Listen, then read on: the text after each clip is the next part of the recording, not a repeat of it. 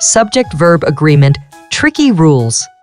Welcome, grammar enthusiasts and YouTube wanderers. Today, we're diving into the fascinating world of subject-verb agreement. Now you might be thinking, grammar is fascinating? You've got to be kidding. But hold on to your hats because we're about to make grammar fun and relatable. Subject-verb agreement is like the secret handshake of the English language. It's the rule that ensures the subject and verb in a sentence are in sync, just like best friends finishing each other's sentences. It's all about making sure the number, singular or plural, of the subject matches the verb. And trust me, it's more exciting than it sounds. So, buckle up, grab your notebooks, and let's embark on this grammatical journey together. Now, let's dive into the rules. Rule number 1, proximity rule. When to apply? Use this rule when you encounter conjunctions like or either or and neither nor. The verb agrees with the noun or pronoun closest to it. It's like the verb is playing a game of who's closer with the subjects. Examples: either the cat or the dogs are outside. Because dogs is closer to the verb are, we use a plural verb. It's like the verb is saying, "Sorry, cat, I'm going with the dogs this time." Either the dogs or the cat is outside. Because the cat is closer to the verb, we use the singular verb is. The verb is like, "Cat, you're my chosen one this time." Neither my friends nor my brother like spinach. Because brother is closer to the verb likes, we use a singular verb. It's like the verb is saying, "Brother, I feel your dislike for spinach." Rule number 2, singular verb with separated subjects. When to apply? Use this rule when the subject is separated from the verb by phrases like along with, besides, is, well as, together with, etc. Even if additional subjects are mentioned, the verb remains singular. It's like the verb has a main squeeze and doesn't get distracted by the others. Examples: the manager, along with her team, is attending a conference.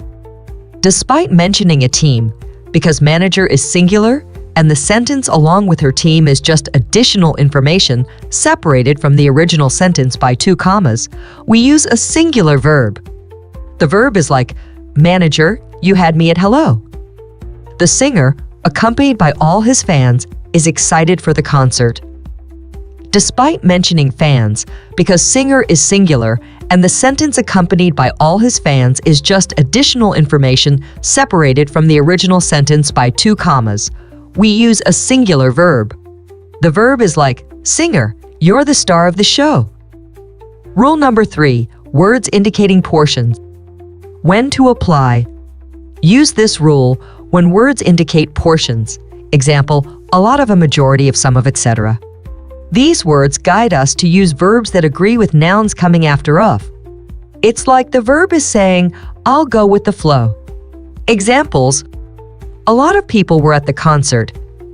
Because people follows of, we use were, which agrees in number with people. The verb is like, "People, I got you." We're in this together. Some of the cake is missing. Because cake follows of, we use is, which agrees in number with cake. The verb is like, "Cake, I see you've been enjoyed." Rule number 4, here, there sentences. When to apply? Use this rule when your sentence starts with here or there. The true subject follows the verb. It's like playing hide and seek with the subject. Example: here comes the hero. Here lies my motivation. No, I am just kidding. It never existed. There goes my sanity. Well, as if I had any. Rule number 5, singular verbs for units. When to apply? Use this rule when distances, periods of time, money, etc. are considered as a unit. Singular verbs work best in these cases. It's like the verb is a one-track mind. Examples: £5 is a high price to pay for the sandwich. 20 minutes is not enough time to explain why cats rule the internet. $10 is too much for that taco. Compare this with 10 coins are scattered on the ground. Rule number 6, collective nouns. When to apply? Use this rule for collective nouns like staff, family, couple, audience, the public, etc. These nouns may take either a singular or plural verb depending on their meaning. Examples: the public is aware of the current situation. The team are still debating if pineapple belongs on pizza. It's a heated discussion. Got the pun? The group are divided in their opinions about whether coffee or tea reigns supreme. Rule number 7, contrary to facts. When to apply? Use this rule when expressing wishes or contrary to fact situations. Were can replace was. It's like the verb is living in an alternate reality. Examples: if your father were here, you'd be sorry. If I were a cat, I'd sleep all day and judge humans incessantly. She acts as if she were a queen. Remember, grammar doesn't have to be boring. Let's sprinkle some laughter into our sentences. After all, who said learning can't be fun? Please do not forget to like and subscribe should you want extra topic of this type. Have a great day.